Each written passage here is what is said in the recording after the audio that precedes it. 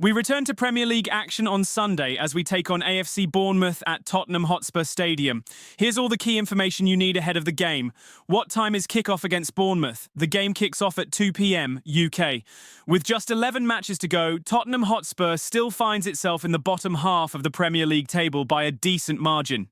Getting into the top 10 is not an insurmountable challenge, but it is worth asking what the benefit even would be, aside from finishing in the European places. This is a lost season domestically, but throwing in the towel with over 2 months left feels weird. To salvage anything from the league, Spurs will need to perform well against the current top 10, of which 7 remain on the fixture list. That includes Sunday's visit from Bournemouth, who is clinging to 7th place but is heading in the wrong direction. AZ Alkmaar is still the priority after Thursday's embarrassment, but there are enough healthy bodies to give it a go this weekend too.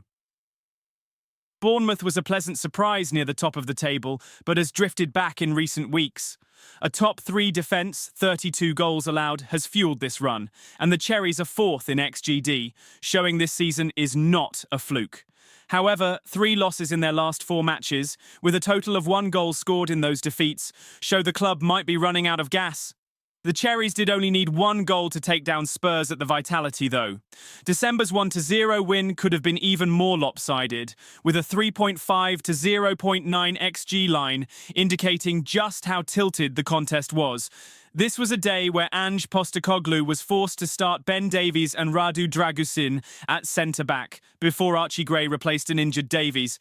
But even the relatively unaffected front 3 were able to do very little. Bournemouth has an identity and will stick to it, especially on the road. Even in recent matches with multiple goals, the attacking metrics do not jump off the page.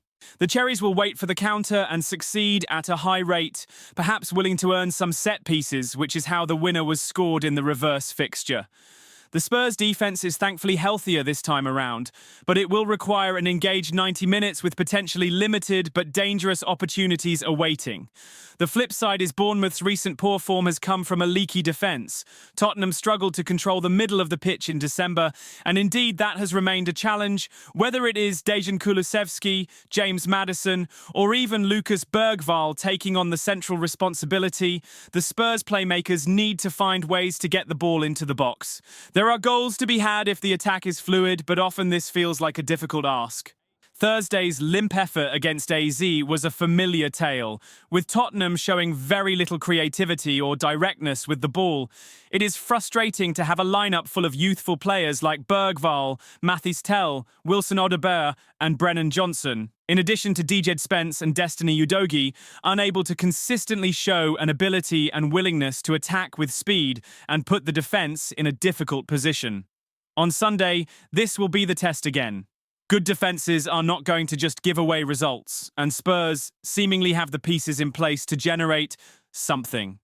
However, many of these names are not fully proven, and that might be the storyline to watch down the stretch. Postecoglou will have some decisions to make during the off-season, if he keeps his job, and the next couple months will be crucial for just about all of the attackers.